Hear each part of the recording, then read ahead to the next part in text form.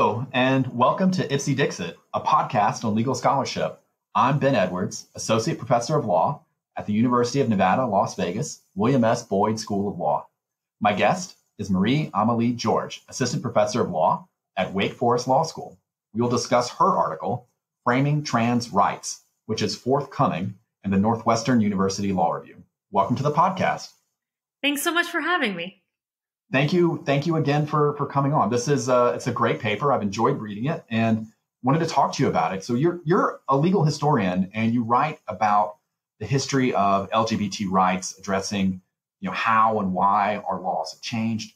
Reading this piece opened my eyes to how a lot of intentional strategic decisions shape the course of the LGBT rights movement and how those same choices create a lot of complexities now, particularly for trans people. So let's start with sort of talking about what the world is like for trans people today. What are the rough identity distributions of the nation's transgender population?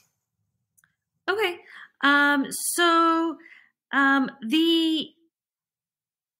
the trans population, I should say, is changing. And it is changing in terms of age demographics. So in the most recent survey of U.S. transgender adults, about a third identified as non-binary. So some trans individuals identify as men, some are women, and some identify as non-binary, meaning they don't identify as either, or they identify as both, or it's variable. And the percentage of people who identify as non-binary is higher among LGBTQ youth. Right. So the percentage is changing. So I would say that it's hard to get a firm statement about what the U.S. transgender population looks like because it's variable and it's changing. Right. So a lot of people have this idea that when someone is trans, they're moving from one identity to another. And there's some truth to that, but a lot of people are in the space in between, and that's where their true identity lies. Yes, and part of that is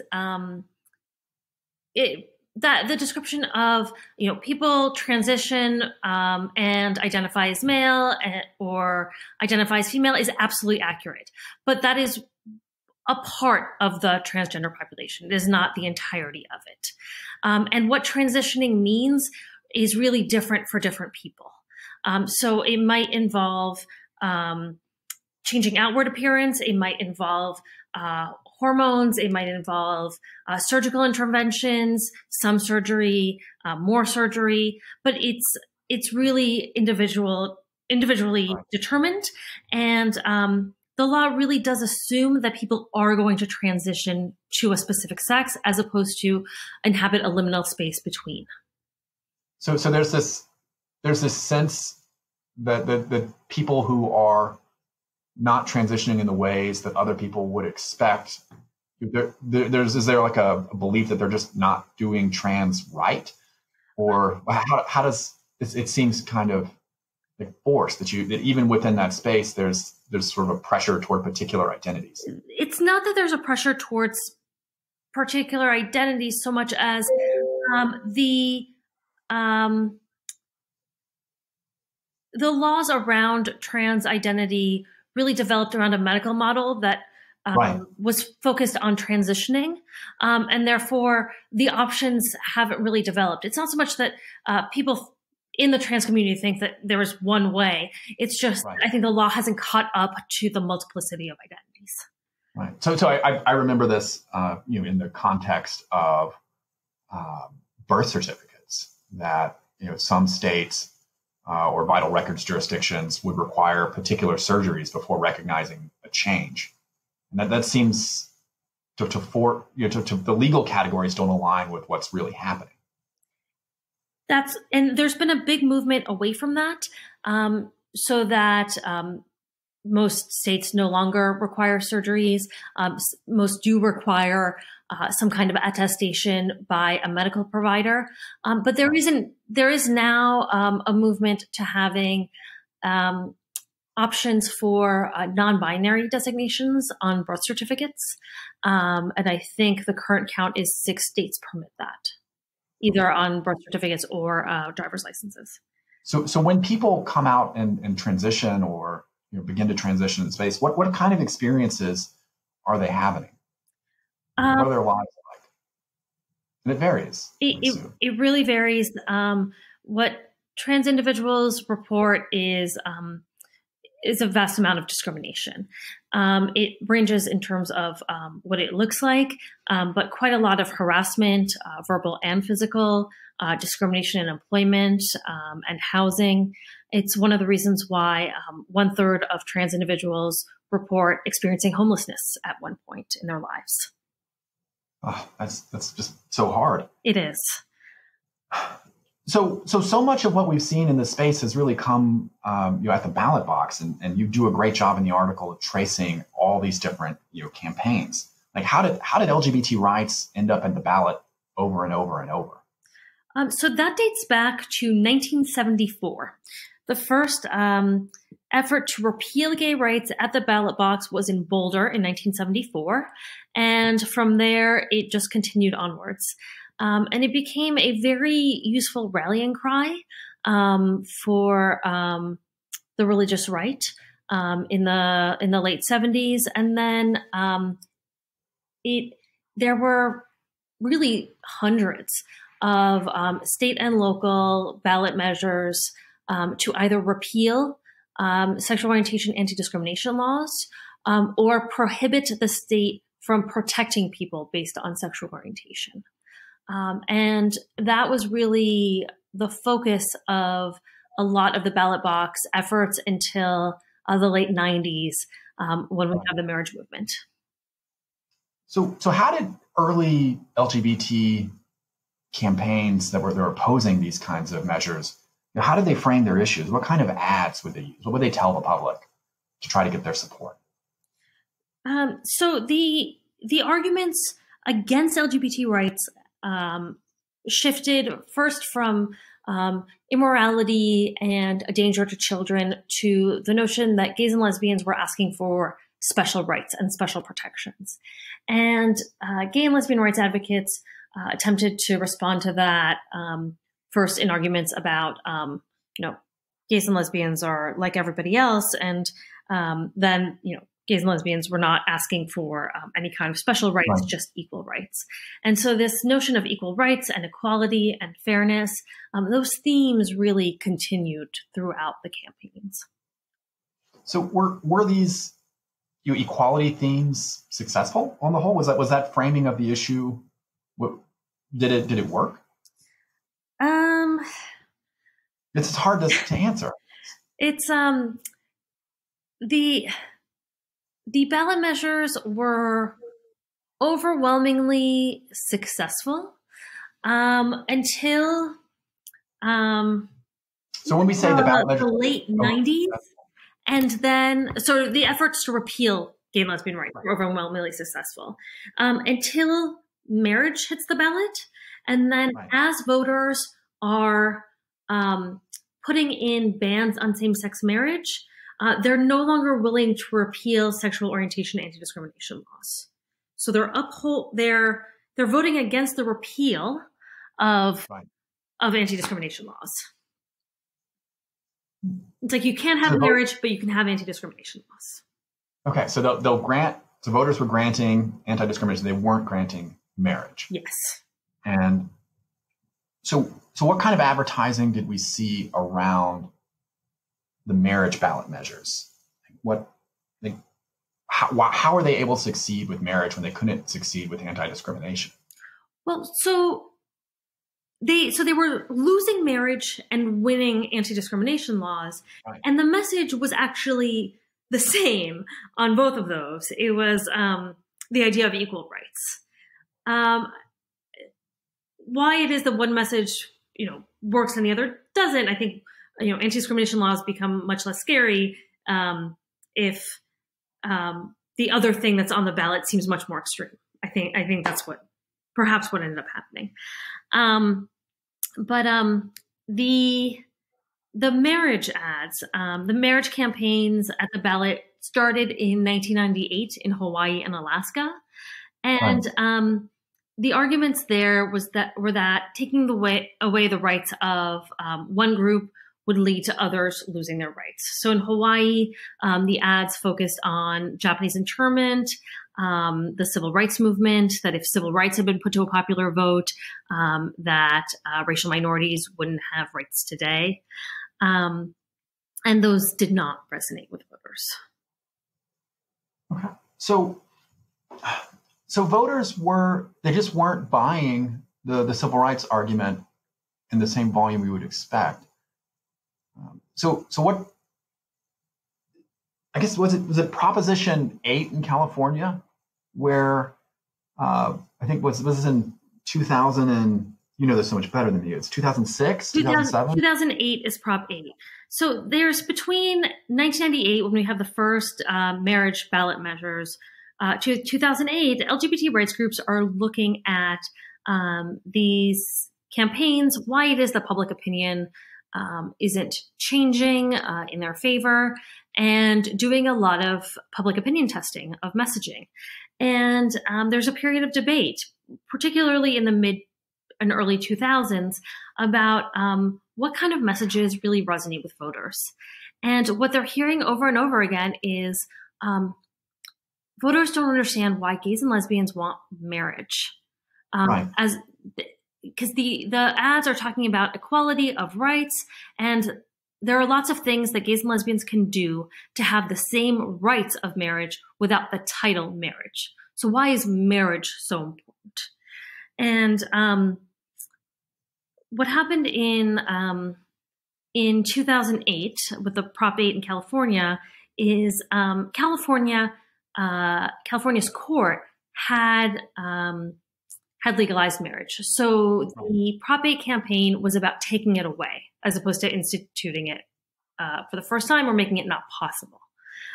And there was one county where a group decided to try testing a different message than equality and fairness. And that county, Santa Barbara, was the only county in Southern California to vote for marriage equality.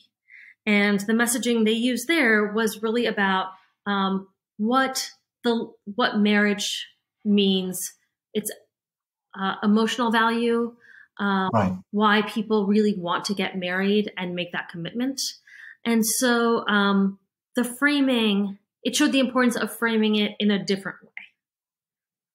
So it seemed like voters didn't understand the civil rights issue, but they understood the emotional frame, or they were more willing to support when it was framed that way. Is Santa Barbara's population somehow different than other parts of California? Can we know for sure that was what did it? I don't think we can know. I think there were a lot of factors happening. I mean, to keep in mind that Massachusetts had decided Goodridge, which instituted marriage equality in 2003. So people have had time to adjust. And I don't think there's a definite causal effect between the ads that people are seeing and people, changing their minds on marriage equality. But LGBT rights groups certainly believed that it would have an effect. And I think it's a logical matter. Like, people don't change their beliefs in a vacuum. They're taking into account different inputs, and that changes the output. And I think the ads, the messaging, the frames that they're getting is just one of those inputs. And the correlation really is striking on the sheer number of ballot measures that LGBTQ rights groups lost before they changed their frames, and the ones that they started winning after. So this is it's a tricky thing to tease out. Was it the change in the framing, or was it just the growth of the movement over time? Mm-hmm. And it's probably, I would think it's probably both. Probably. I don't know that you can pinpoint one or the other, but I would say that it contributes to it. Yeah. As after the new framing is adopted, change seems to come relatively rapidly. So how are these ads different? You call them assimilationist. What would these ads look like? What did you see? So if in 1998 in Hawaii, the ad talked about how if taking away the rights of one group is like Japanese internment and preventing the civil rights movement from happening, in Maine in 2012, it is featuring parents and grandparents who explain they've had long and loving marriages, and they just want their children to have the same thing that they had, and that they never dreamed of one day getting a civil union. They dreamed of marriage, and that marriage is meaningful. So it is it's a very different type of argument.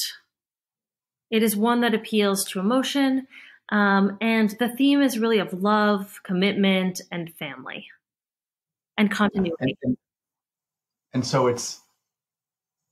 it seems to counter directly the argument that the civil union is just as good. Yes. Makes sense. It explains why it is that marriage itself is important, because it's no longer just about the rights. It's about entering in the same type of meaningful union as everybody else. So I'm sort of making a false distinction between equal rights and assimilationism, because you want the same equal right to enter into this marital union. But it's not saying we want this because we are equal. It's we want this because just like everybody else, these are our hopes and dreams and how we express our love and commitment. We are deserving of respect. Yes. And so that's huge. Yes.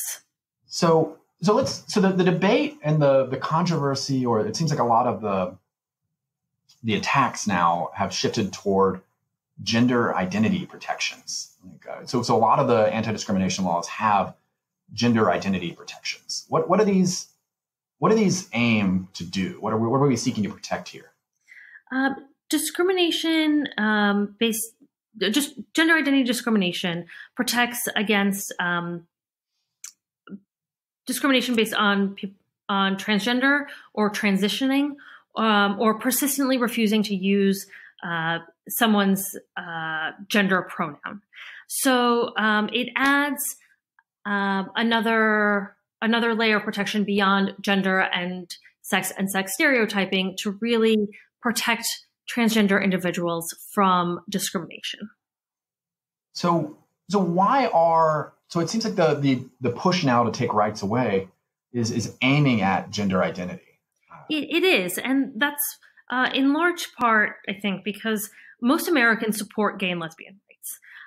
That was a lot of the fight in marriage equality, and public opinion shifted decidedly. But Americans are much more conflicted when it comes to trans rights, and so trans rights is a wedge issue in the way that gay and lesbian rights once were.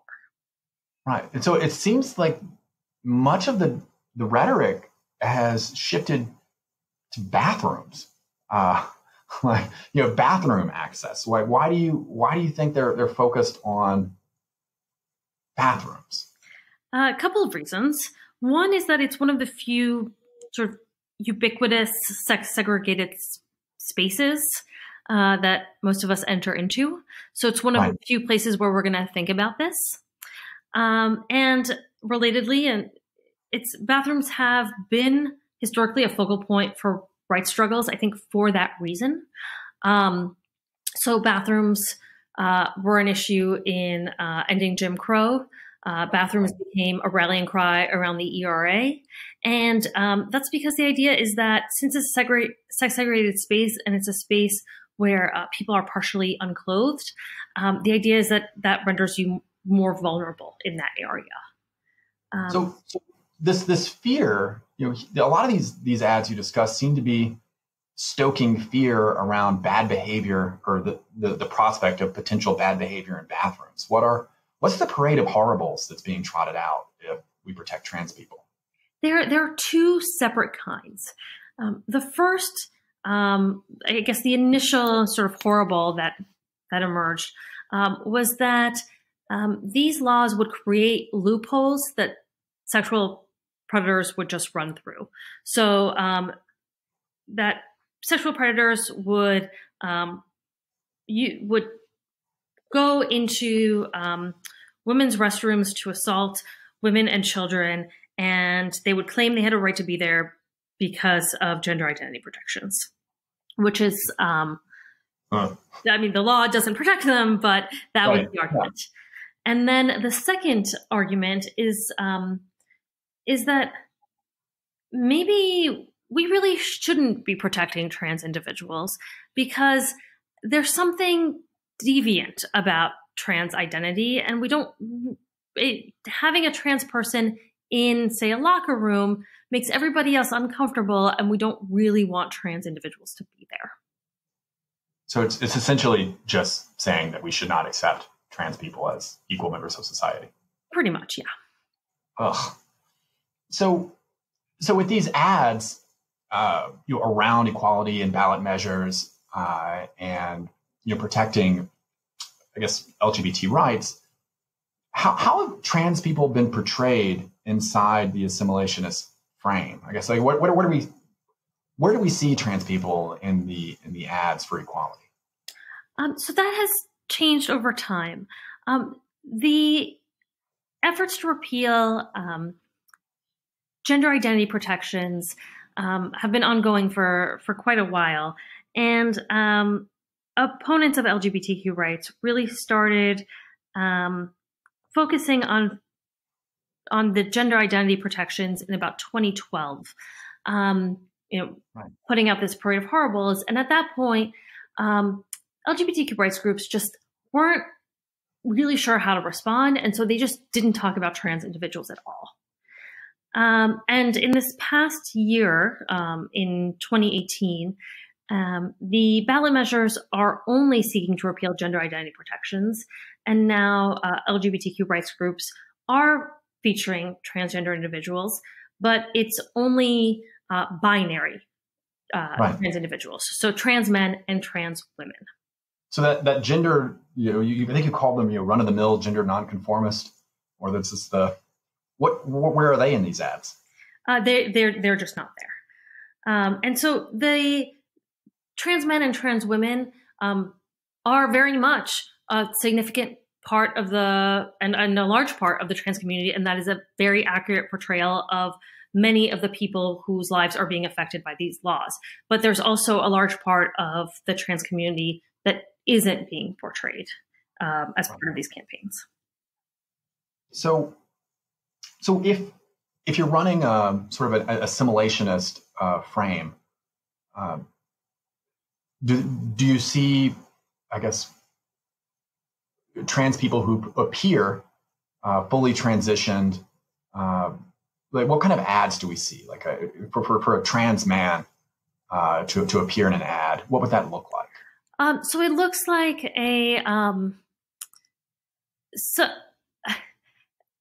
someone who, if you did not know this person was a trans individual, you would. So are we talking about people with passing privilege? Yes, absolutely. So individuals who appear in a suit and tie and beard in sort of traditionally masculine activities, or a trans woman wearing a sparkly dress and heels and makeup, pulling cookies out of the oven, sort of things that really lean into traditional gender roles. And so what I read was that we have ads which sort of ask the viewer to, do you want to send this woman into a man's bathroom, or do you want to send this man into the women's restroom? And it portrays these fully transitioned people, which is true, and it is what would happen if these laws were passed, or these protections were taken away. But what happens to the folks who don't have the same passing privilege? Where are they? Yeah. And that's part of what I think is problematic about it. So, I mean, one of the reasons groups are doing this is because it's very effective. They're seeing that the parade of horribles that opponents are putting forward just isn't accurate, and that that trans men are in fact men and trans women are in fact women. But there's a whole group of people who don't fit our gender binary, and it is very difficult and sometimes very dangerous for them to have to go into a sex segregated space when they don't. And those are the individuals who are often policed.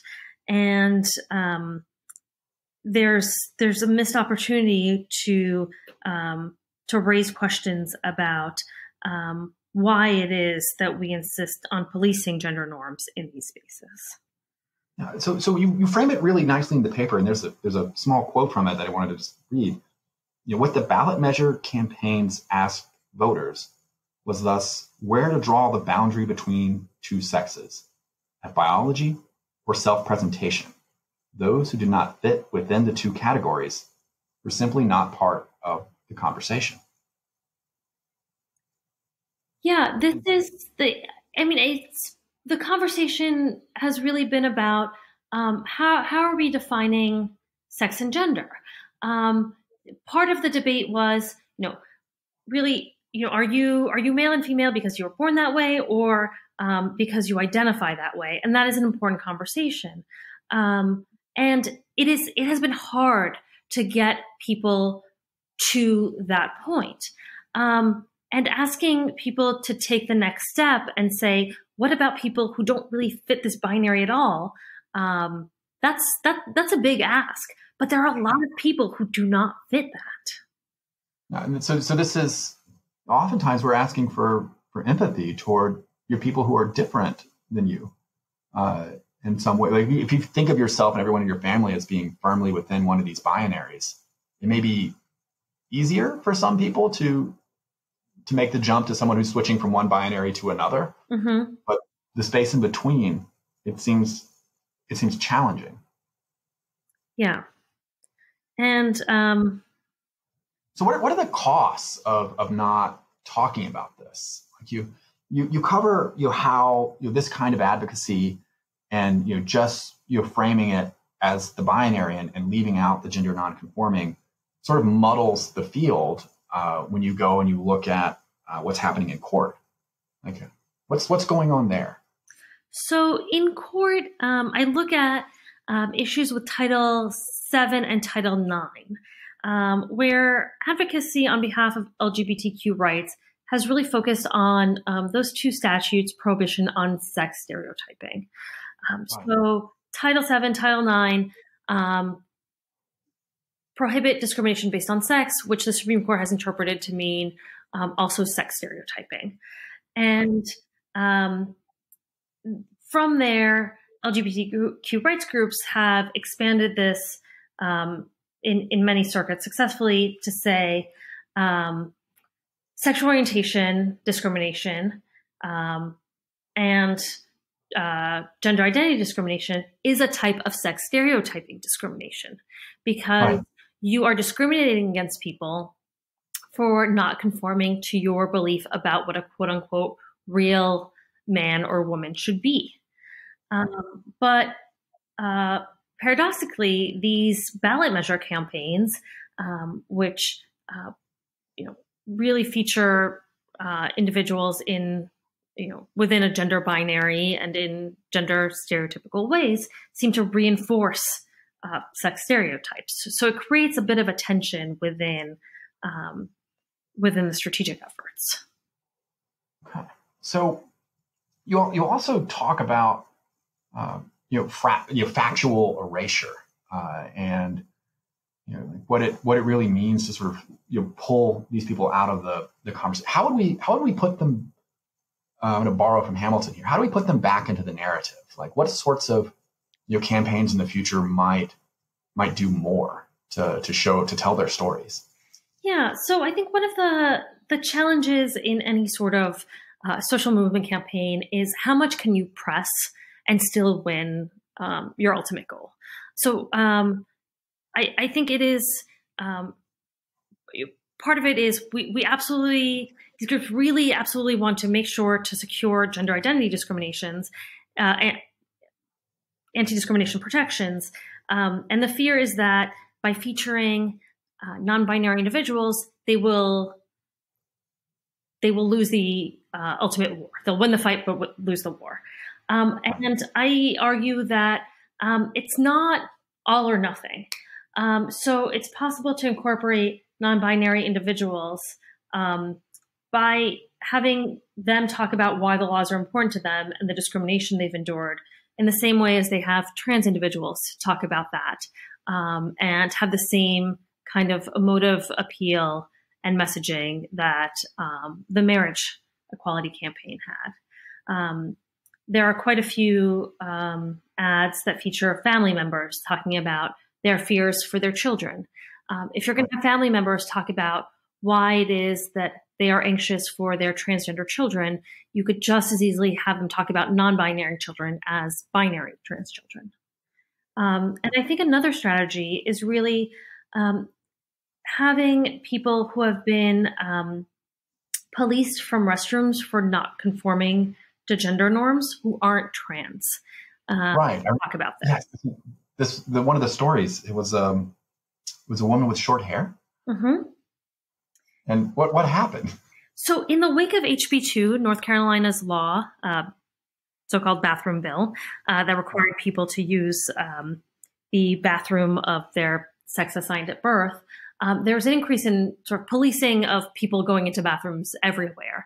And it was a lot of cisgender women who were asked to leave the restroom because it's really anyone who doesn't conform to gender norms or stereotypes of how men and women should be that are asked to leave sex segregated spaces. So it's women with short hair or who are wearing not stereotypically feminine clothing who are just asked to leave the restroom by other patrons or by security. So there's policing of who can pee if the person who wants to pee has a pixie cut. Yes. Ugh. So that you have people. So if these protections go away, you'll have people who just wear their hair differently, who are caught up in these sort of broader battles over stall surveillance. Yeah, and we think about stall surveillance as being, people doing this to other people, but then individuals call the police and then the state gets involved and it becomes a state action against individuals. Ugh. So you talk about this broad coalition within the LGBT movement, and one of the things that you bring out is that there's different voices within the coalition, but it seems like there's also the trans community also has this huge breadth and diversity within it as well. And what happens if we win, gender identity protections in a way that doesn't tell the full story? It makes it perhaps a little bit more difficult, or it takes longer to get protections for everybody else. And I think most lawyers at least recognize that change is incremental, but the question is, does it have to be done in that way? If there's a way to get at the change faster, why not adopt those strategies? And so if you adopt the quickest possible strategy, mm-hmm. what's the risk that your win might not stand? Or if you I'm thinking about this from the financial regulation perspective, where the industry pushed through a number of changes, and there's going to be backlash. Mm-hmm. And so how do you win in a way where your win endures? That's the inevitable question. I think there's always backlash. There's always a move and a counter move, and then a counter move. And part of it is being ready for what the inevitable response is going to be. So thinking through both what it means to get the law in place and how to produce enduring public opinion change that will sustain that law once you have it there. Well, I think the chances of getting enduring and real wins are increasing with more work like this. Thank you for coming on the podcast. Thank you so much. I really appreciate it.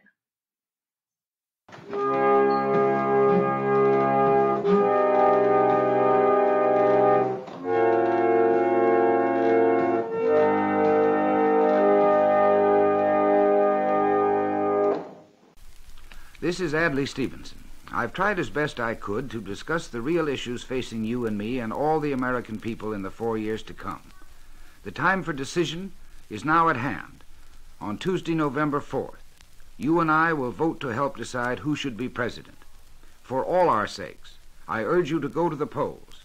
I sincerely hope you will vote for me, but most of all, I hope you will vote. Thank you for giving me this time. This is Adlai Stevenson. I've tried as best I could to discuss the real issues facing you and me and all the American people in the 4 years to come. The time for decision is now at hand. On Tuesday, November 4th, you and I will vote to help decide who should be president. For all our sakes, I urge you to go to the polls. I sincerely hope you will vote for me, but most of all, I hope you will vote. Thank you for giving me this time.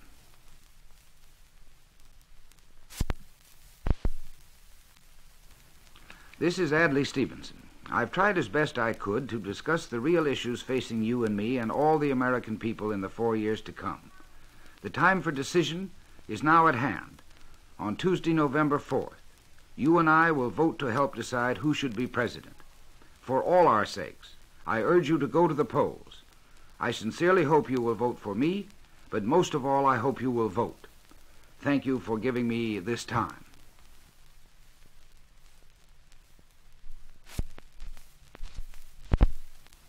This is Adlai Stevenson. I've tried as best I could to discuss the real issues facing you and me and all the American people in the 4 years to come. The time for decision is now at hand. On Tuesday, November 4th, you and I will vote to help decide who should be president. For all our sakes, I urge you to go to the polls. I sincerely hope you will vote for me, but most of all, I hope you will vote. Thank you for giving me this time.